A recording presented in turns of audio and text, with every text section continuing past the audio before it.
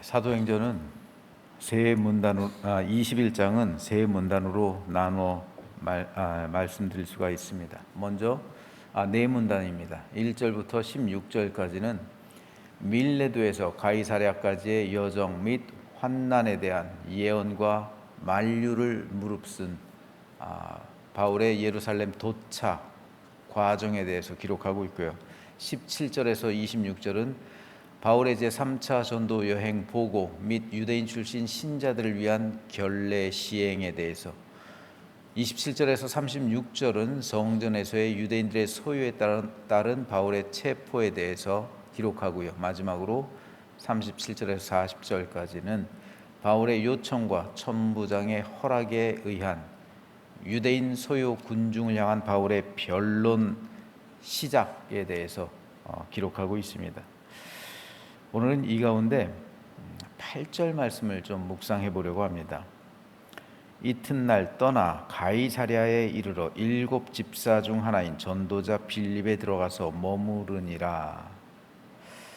바울 일행이 3차 전도 여행, 기나긴 여정이었어요. 6년이에요. 6년간의 여정을 마무리하면서 이제 예루살렘 절기를 맞이해서 예루살렘으로 올라가는 겁니다. 항상 바울은 예루살렘으로 올라갔다가 안디옥으로 와서 끝내요. 그런데 예루살렘으로 올라가기 전에 마지막으로 들렸던 도시가 가이사랴예요. 그런데 이 가이사랴에서 바울 일행이 머물렀던 집은 전도자 빌립의 집이었습니다. 전도자 빌립이 누구입니까? 누가는 빌립이 7 집사 가운데 한 사람. 여기서 빌립은 누가는 7 집사 중 하나인 전도자 빌립이라고 기록하고 있어요. 그런데 누가의 기록을 보면 한 가지 이상한 게 나와요. 7 집사 중 하나라고만 해도 되는데 전도자라는 말을 추가하고 있어요. 7 집사 중 하나인 전도자 빌립. 다시 말해서 누가는 빌립이 집사인데 지금은 전도자라고 소개하고 있는 거예요. 왜일까요? 왜냐하면 빌립은 이제 더 이상 예루살렘 교회의 집사가 아니었기 때문에 그래요. 빌립과 함께 집사였던 스데반의 죽음, 그 죽음과 함께 예루살렘 교회 대박해가 일어나죠. 그래서 교인들은 각처로 뿔뿔이 흩어집니다. 그 흩어진 교인들은 각처에서 복음을 전했던 거예요. 빌립 역시 마찬가지였습니다.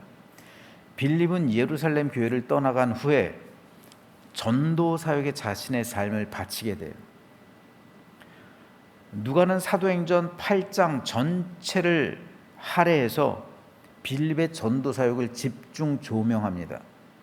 그중 일부를 읽어보면요, 그 흩어진 사람들이 두루 다니며 복음의 말씀을 전할세 빌립이 사마리아 성에 내려가 그리스도를 백성에게 전파하니 무리가 빌립의 말도 듣고 행하는 표적도 보고 한 마음으로 그가 하는 말을 따르더라. 빌립은 먼저 사마리아 성을 두루 다니면서 복음을 전합니다. 그 결과 수많은 사람이 세례를 받고 그리스도인이 되게 했어요. 그 후에 빌립은 성령에 이끌려 광야로 나갔다라고 8장에서 또 기록되고 있죠. 거기서 에디오피아의 국고를 맡은 내시를 만나서 그에게 복음을 전하잖아요. 그리고 이후로 빌립은 다시 여러 성을 다니면서 복음을 전하고 그리고 가이사랴에까지 이릅니다. 즉 빌립은 가이사랴에 새로운 복음의 터전을 만들어 놓은 것이고, 바로 그때 바울과 누가 일행이 예루살렘으로 향해 가다가 빌립의 집에 들러서 수일 동안 그와 함께 머물면서 빌립과 교제했던 겁니다. 누가가 볼 때 빌립은 더 이상 한 교회 집사가 아니라 바울처럼 복음을 전하고 다니는 전도자였던 겁니다. 그리고 그의 네 딸도, 빌립의 네 딸들도 다 예언을 하던 사람들이었고요. 그래서 누가는 빌립을 더 이상 집사라고 부르지 않고 전도자라고 부르는 겁니다. 신약 성경에 전도자라는 말은 두 번 나옵니다. 한 번은 디모데를 가리킬 때 바울이 사용합니다. 다른 한 번이 빌립을 가리킬 때 누가가 사용하고 있어요. 즉 디모데와 빌립은 똑같은 전도자라고 초대교회에서 인식하고 있었던 겁니다. 학자들은 이 전도자를 오늘날 선교사의 원형으로 보고 있어요. 예루살렘 교회가 핍박을 받아 뿔뿔이 흩어지게 됐을 때 그 교회의 집사였던 빌립은 모든 것을 버려두고 떠나야만 했습니다. 하지만 그 시련의 기간을 통해서 빌립은 집사에서 전도자로서의 삶의 변화와 사역의 전환을 이루었던 겁니다.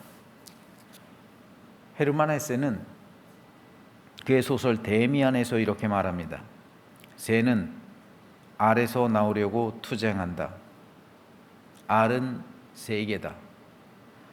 태어나려는 자는 하나의 세계를 깨뜨려야 한다. 빌립이 전도자가 되기 위해서는 집사라는 하나의 세계를 깨뜨려야만 했습니다. 그것을 깨뜨리는 과정이 시련이 될 수도 있고 고통이 될 수도 있습니다. 그래서 사람들은 자기만의 세계인 그 알을 깨려 하지 않습니다. 단단한 알의 세계에서 평안함을 찾고 거기서 안주하고 싶어하는 것이 사람들의 심리입니다. 그러나 그곳이 편할 수는 있어도 그 알이 깨지지 않고서는 다른 세상을 볼 수 없는 것이고 세상 밖으로 나갈 수 없는 겁니다. 더 큰 세상으로 나올 수 없는 거예요. 우리 믿음 역시 마찬가지입니다. 내 세계가 깨져야 다른 세계를 볼 수 있는 겁니다. 왜 어른들을 전도하기가 어려울까요? 자기 생각이라는 그 알을 깨지 못하기 때문입니다. 다른 세계가 있음을 알지 못해요. 그 알을 깨지 못하니까 다른 세계를 보지 못하는 겁니다. 그래서 믿지 못하는 거예요. 그 세계에만 있으니까 다른 세계, 또 다른 하늘이 있음을 믿지 못하는 거예요. 종교라는 단어가 있어요. 종교는 한자로 마루 종자에 가르칠 교자를 써요. 옛날 시골집들을 보면 거의 다 마루가 있었죠. 마루가 뭡니까? 건넌방과 안방을 이어주는 공간이에요. 건넌방 문을 열고 마루를 지나가야 안방에 가는 거죠. 종교는 마루를 지나가는 것을 가르쳐준다라는 의미입니다. 마루를 지나가는 것을 가르쳐주는 것, 이게 종교예요. 이것을 기독교 용어로는 복음이라고 할 수가 있어요. 그런데 마루를 지나가기 위해선 먼저 건넌방 문을 열어야죠. 건넌방이라는 알의 세계를 깨야 마루를 통해서 안방으로 갈 거 아니에요. 빌립은 집사라는 문을 열고 마루를 건너 전도자의 문으로 들어간 겁니다. 오늘 저와 여러분, 그리고 우리 교회 역시 지금 우리들만의 세계를 깨고 마루를 건너 더 넓은 세계로 가서 더 넓은 세계로 나아갈 때 우리 교회가 부흥하고 성장하는 거예요. 이 알을 깨뜨리지 못한다면 우리 교회는 여전히 정체된 교회로 남아 있을 겁니다. 그래서 이 알의 세계를 깨고 더 넓은 세계로 가서 빌립처럼 더 큰 복음의 증인들이 되어야 하고 우리 교회 역시 그런 교회가 되어야 할 줄로 믿습니다. 다음으로 오늘 본문 8절을 세번역 성경으로 읽어보면 이렇습니다. 이튿날 우리는 그곳을 떠나서 가이사랴에 이르렀다. 7사람 가운데 한 사람인 전도자 빌립의 집에 들어가서 그와 함께 머물게 되었다. 여기서 우리가 주목해야 한 말, 제가 집중하고 싶은 말은 그와 함께라는 이 단어입니다. 그와 함께 머물게 되었다. 빌립과 함께요. 여기서 말하는 그는 빌립이죠. 왜 누가는 바울 일행이 빌립과 함께 머물게 되었다라는 점을 강조할까요? 여기에 중요한 이유가 있습니다. 빌립이 예루살렘 교회에서 집사였을 때 예루살렘 교회 대박해가 일어나서 뿔뿔이 흩어졌다고 했죠. 그런데 그 박해의 시작 뭡니까? 스데반의 죽음이잖아요. 스데반 집사의 죽음이에요. 빌립과 스데반은 함께 예루살렘 교회 집사로 뽑힌 사람이에요. 둘의 관계는 친구 이상 형제 관계예요. 그런데 그런 스데반이 집사가 잡혀가더니 돌에 맞아 죽어요. 그때로부터 교회에 박해가 일어나서 예루살렘 모든 교회 뿔뿔이 흩어졌잖아요. 성도들이요. 그런데 이 스데반을 죽인 장본인, 죽이는데 앞장섰던 사람, 증인, 그 죽음의 판결을 내린 사람이 누굽니까? 바울이잖아요. 그 바울이 지금 빌립의 집에 들어와 있는 거예요. 같이 거기서 있는 거예요. 같은 공간에서요. 한때는 빌립을 잡으려고 혈안이 됐던 사람이잖아요. 바울이요. 한때는 자신의 원수였잖아요. 빌립의 친한 동료, 형제 같은 스데반을 죽인 장본인이잖아요. 예루살렘 교회를 초토화시키는데 앞장선 사람이었잖아요. 그 바울로 인해 빌립 역시 많은 피해를 받잖아요. 세상적으로 볼 땐 빌립과 바울은 상극의 사람이에요. 원수입니다. 원수. 원수가 외나무 다리에서 만난 것과 똑같은 거예요. 그런 바울이 빌립의 집에 들어와 있어요. 같은 공간에 있어요. 그리고 그와 함께, 빌립과 함께 바울이 머물렀다. 누가가 기록하는 거예요. 당시 사람들이 이 모든 전후의 사정을 알고 있었던 사람들이 이 글을 읽을 때 얼마나 감격했을까요? 얼마나 많은 감동과 은혜를 받았을까요?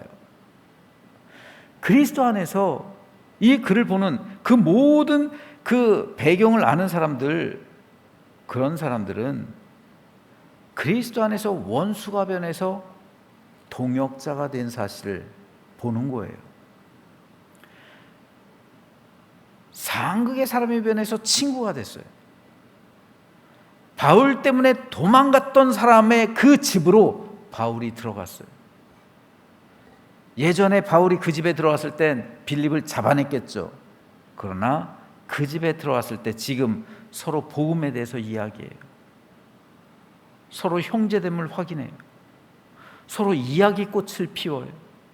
용서와 화해와 사랑과 축복의 공동체가 되고 있는 거예요. 그게 천국이잖아요. 그게 천국이에요. 그리고 이것이 바로 복음의 능력입니다. 초대교회가 왜 부흥했을까요? 바로 이런 복음의 능력이 교회 가운데 충만했기 때문에 그래요. 사도 바울은 이에 대해서 이렇게 고백합니다. 그리스도는 우리의 평화이십니다. 그리스도께서는 유대 사람과 이방 사람이 양쪽으로 갈라져 있는 것을 하나로 만드신 분이십니다. 그분은 유대 사람과 이방 사람 사이를 가르는 담을 자기 몸으로 허무셔서 원수된 것을 없애시고 여러 가지 조문으로 된 계명의 율법을 폐하셨습니다. 그분은 이 둘을 자기 안에서 하나의 새 사람으로 만들어서 평화를 이루시고 원수된 것을 십자가로 소멸하시고 이 둘을 한 몸으로 만드셔서 하나님과 화해시켰습니다. 복음은 모든 원수된 것을 허물어 버리고 그리스도 안에서 하나 되게 하는 하나님의 능력이라는 말입니다. 복음으로 성도는 하나가 되는 거예요. 동료가 되는 겁니다. 원수였던 사람이 형제가 되는 거예요. 세상에 교회는 많아요. 하지만 초대교회처럼 이런 복음의 능력으로 충만한 교회가 얼마나 많을까요? 세상에 성도들은 많아요. 하지만 바울과 빌립처럼 예전에는 갈라져 있던 사람들이 이렇게 동고동락하며 한 형제됨을 확인하고 서로 용서하고 화해하며 한 몸을 이루는 성도가 과연 얼마나 될까요? 많은 교회가 그렇지 않습니다. 이상하게 성도들은 한 번 싸우면 다시는 안 봐요. 그러죠? 교회에서 한 번 싸운 사람들은 다시는 안 봐요. 교회만큼 사랑을 말하는 곳이 없는데 교회만큼 사랑이 없는 데가 없어요. 교회만큼 용서를 말하는 데가 없는데 교회만큼 용서해 주지 않는 데가 없어요. 세상 사람들보다 못할 때가 많아요. 교회만큼 복음을 말하면서도 교회만큼 복음을 실천하지 않는 곳이 없어요. 교회만큼 복음의 능력을 말하면서도 복음의 능력이 임하지 않는 곳도 없어요. 오늘 우리가 바울과 빌립의 관계를 보면서 이거를 다시 한번 확인해 봐야 돼요. 여러분, 복음으로써 원수된 모든 것이 소멸되고 담이 허물어지고 화해와 용서가 있어야 되고 한 몸, 한 마음 하나가 돼야 돼요. 그리스도의 한 몸을 이루어야 됩니다. 이게 복음이잖아요. 우리 신앙이에요. 이게 우리 믿음입니다. 혹 여러분 가운데 아직까지 원수로 여기는 사람이 있습니까? 아직까지 그 마음에 미움이 가득해서 다시는 그 꼴 보지 않는 사람이 있습니까? 그렇다면 이번 주일 내일 교회에 나와서 하나님을 예배하기 전에 오늘 푸십시오. 오늘 푸셔야 돼요. 그래야 하나님이 그 예배를 받으시는 겁니다. 예수의 말씀이잖아요. 그런 사람이 있거든 가서 풀고 화해하고 하나님께 와라. 그래야 너희의 예배를 받으신다. 바울과 빌립이 이런 관계가 됐잖아요. 이것이 복음이에요. 이것이 복음을 살아내는 삶입니다. 저는 저와 여러분, 우리 교회 모두가 이런 복음의 능력으로 충만하게 되기를 소망합니다. 그래서 복음의 능력으로 살아내며 바울과 빌립과 같이 아름답고 복된 믿음의 길을 함께 걸어가며 동역자로서 원수된 것을 모두 십자가로 소멸해버리고 능력 가운데 주와 함께하는 거룩하고 복된 믿음의 인생들 되시기를 주님의 이름으로 축원합니다.